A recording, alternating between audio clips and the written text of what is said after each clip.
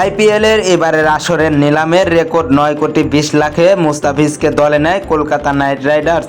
তবে কিছু উগ্র হিন্দুত্ববাদীদের তোপের মুখে পড়ে নিরাপত্তা শঙ্কায় মুস্তাফিজকে আইপিএল থেকে বাদ দিয়ে দেয় ভারতীয় ক্রিকেট কন্ট্রোল বোর্ড বিসিসিআই।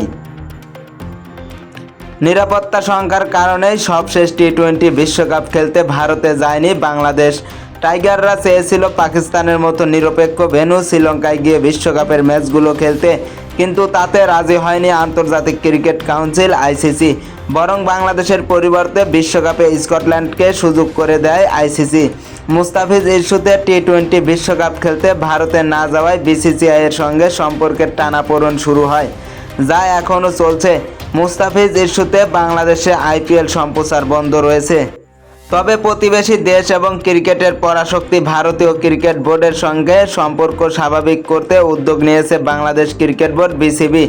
সেই লক্ষ্যেই ভারতীয় ক্রিকেট বোর্ড বিসিসিআইকে একটি চিঠি পাঠিয়েছে বিসিবি। মূলত দুই দেশের নির্ধারিত সিরিজগুলো নিয়ে নতুন করে আলোচনা ও পারস্পরিক সম্পৃক্ততা বাড়ানোর লক্ষ্যই এই যোগাযোগ করা হয়েছে।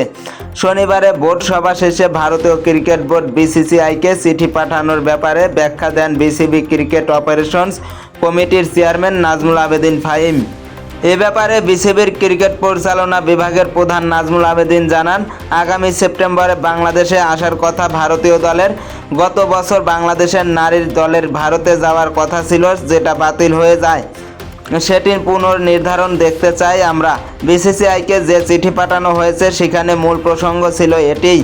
তিনি আরও বলেন, ভারতীয় বোর্ডের সঙ্গে সম্পৃক্ততা আরও বাড়াতে পারি কিনা, অন্য ইভেন্ট করতে পারি কিনা, এসব বলা হয়েছে। এসবের বাইরে বললে এই ধরনের ব্যাপার আমরা সব ক্রিকেট খেলুড়ে দেশের সঙ্গেই করে থাকি।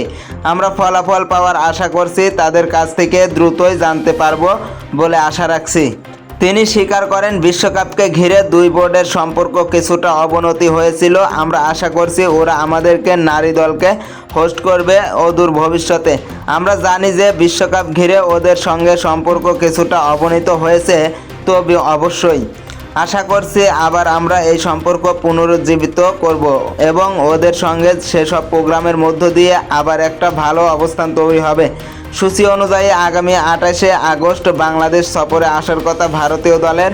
এই সফরে 3টি ওয়ানডে ও 3টি টি-20 ম্যাচ খেলবে দুই দল।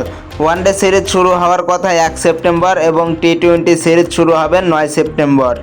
এছাড়া গত বছরের ডিসেম্বরে 3টি ওয়ানডে ও 3টি টি-20 খেলতে ভারতে যাওয়ার কথা ছিল বাংলাদেশ নারী ক্রিকেট দলের।